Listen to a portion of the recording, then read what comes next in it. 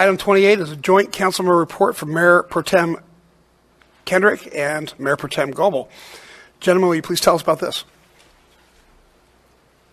Mayor and Council, the San Diego Union Tribune had an article last month about the Southwest Key facility at roughly Broadway and Oro Street in El Cajon. And what concerned me the most was the report in the article that the number of calls for service to our police department, including 7 for runaways, but only 3 were reported as required to the state of California. I think we would all ask what happened to the other 4, and we don't know. The city doesn't have any authority over operations. They operate by right under the zoning. So I guess what I would like to do, though, is just find out more information. And so I'm asking the council to approve city staff to meet with a local director to find out the understanding of what is going on there in response to specifically the items raised in the article. And also that we would prepare a letter from the city council to the California Department of Social Services and the U.S. Department of Health and Human Services, informing them of these inconsistencies and asking if they're in compliance with all state license and federal contracting laws. These are our children, and it does affect our community. It does affect the police that they reported had, I believe, 20 calls for service, 7 of them for runaways. And so it does have an impact on our community. My purpose in this item is solely to ask for more information and to alert those who have oversight that we're interested in that everybody is complying with the law, especially when it comes to minors. Sounds like a great idea. Any other thoughts? Well, I want to give Councilman Goebel credit for this. He's the one that called me and asked about my opinion. And I agree completely with him. The primary purpose of local government is protection of the citizens, even those that are undocumented. So I think it's important we let the proper authorities know what's going on there and that they look at this very carefully and make sure everyone is safe. Let's see if there's any speaker cards of this item. We have 4 speakers. The first one is Anna Babudar.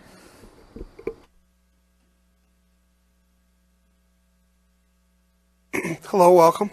Hi, good afternoon. My name is Anna Babudar. I'm actually the program director for Southwest Key Programs here in San Diego.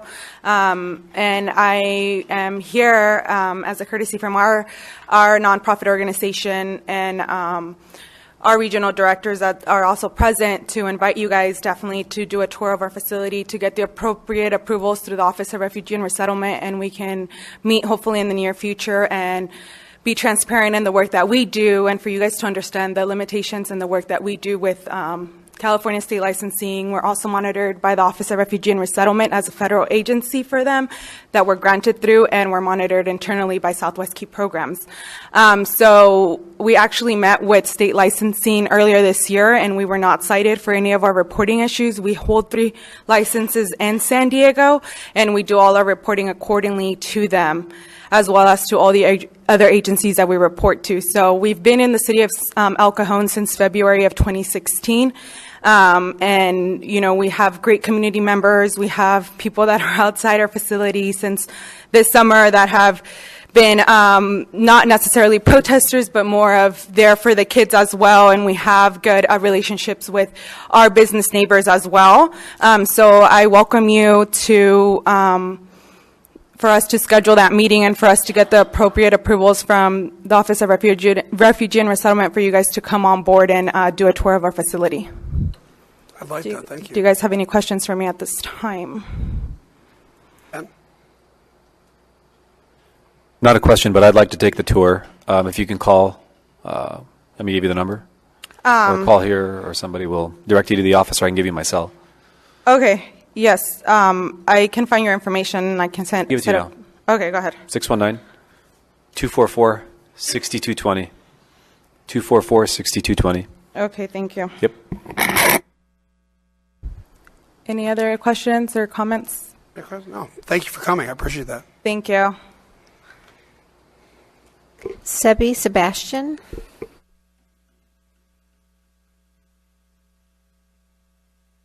Mr. Sebastian, welcome. Good afternoon. My name is Sebastian. I'm here in my role as the Regional Executive Director of one of the Regional Executive Directors of Southwest Key Programs. As some of you know, we have had a shelter program for immigrant minors in El Cajon for several years.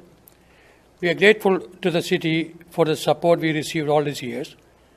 Recently, there were some concerns about the operation of our program, how it is being managed.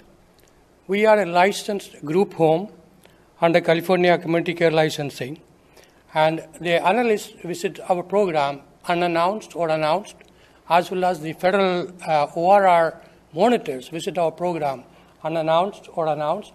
They look at our files, they look at our operations. They have very strict rules in terms of how we operate, and all the children, if they are unaware, they are reported to the public safety, and we don't follow up with them where they went.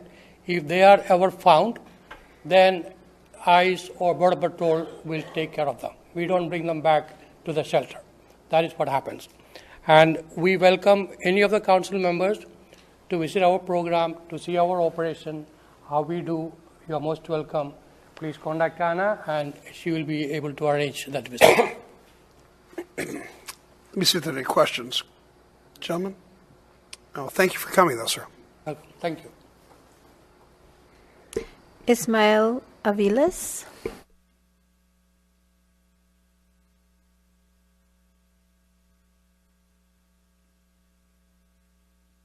Hello and good afternoon. Just more along the same line, I am an administrator with Southwest Key. We've been in operation in El Cajon for the last 2 years, but we've also been in the unincorporated area of El Cajon for over 20 years. We're, on the border of Alpine, Santee, where we're under the San Diego County jurisdiction. So we're not a new organization. We've been around for quite some time, and we also have another one in Lemon Grove. We have a pretty stellar record. The information that you saw on the news, unfortunately, only got half of the story, but we would love to have the opportunity to be able to explain exactly what was in that report. And as Ana had mentioned earlier, we were not cited.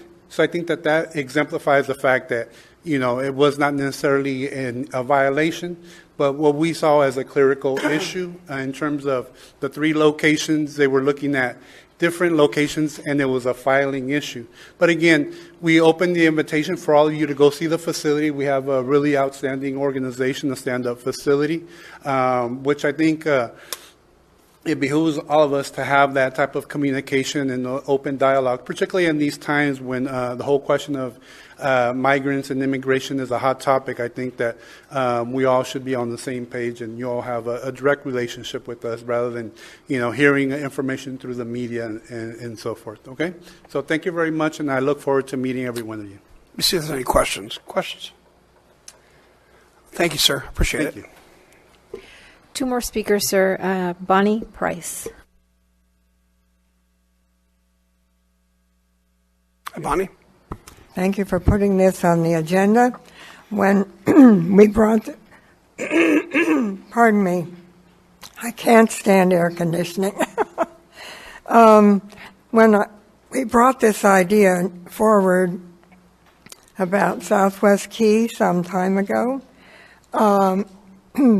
the federal government was supposedly contracting with Southwest Key and other providers throughout the country to take care of children who were separated at the border when their parents were seeking asylum, or these children came alone because it was too dangerous for them to stay where they lived. When we brought this forward to the council said, basically, there's nothing you can do about it. It's a federal issue. And I contacted Representative Susan Davis. She, Nancy Pelosi, and Juan Vargas made local area inspections. They're very concerned about this. I'm concerned on a national scale. The Department of Homeland Security has said it's not their problem, that the people who are hired are not vetted properly, and it's not their responsibility to vet. And if kids are in there and running away, who knows why they're running away except they don't want to be imprisoned. You know, who wouldn't want to run away? But if you're abused, you're developing some hatred for the country that you're trying to escape to, or that you have escaped to. So it's very important that there be inspection constantly to make sure that people are not being harmed. And I'm grateful that the local Southwest Key facility is willing to have people come and oversee what they're doing. I think this is a move that should be made nationwide. Southwest Key is making millions, if not $1 billion, on this kind of operation. In some places, they're charging $700 a night per inhabitant. And that would get you a pretty good room in a 5-star hotel, wouldn't it? So thank you for bringing this forward. And I urge all of you to take up the opportunity to visit, and maybe you could even get Duncan Hunter to show up. Thank you.